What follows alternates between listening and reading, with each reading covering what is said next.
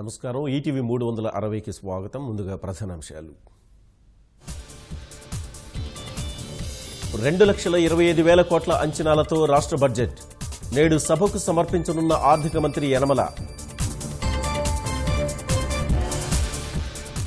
ఓటార్ బడ్జెట్లో సకల జనుల సంక్షేమానికి పెద్దపీట, రైతులకు పెట్టుబడి సాయం ప్రతిపాదించనున్న ప్రభుత్వం.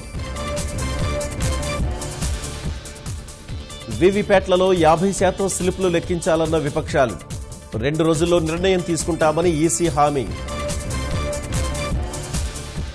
దేశం కోసం ఎందాకైనా వెళతానన్న మమతా బెనర్జీ, శుక్రవారం వరకు కొనసాగనున్న సత్యాగ్రహ దీక్ష. మాల్యాను భారత్ తీసుకొచ్చేందుకు మార్గం సుగమం, అప్పగింత పత్రంపై యూకే హోం కార్యదర్శి సంతకం. ప్రకాశం జిల్లా కొత్తపాలెంలో పరువు హత్య, ఇతర కులస్తుణ్ణి ప్రేమించిన కుమార్తెను చంపేసిన తండ్రి. నేడు తిరుపతిలో 6 రాష్ట్రాల డీజీపీల సమావేశం, శాంతి భద్రతల రక్షణ, అక్రమ దందాల నిరోధమే ఎజెండా. వర్షాల జోరుతో విరిగిపడుతున్న కొండ చర్యలు, భయంతో వలసపోతున్న బొలీవియా ప్రజలు.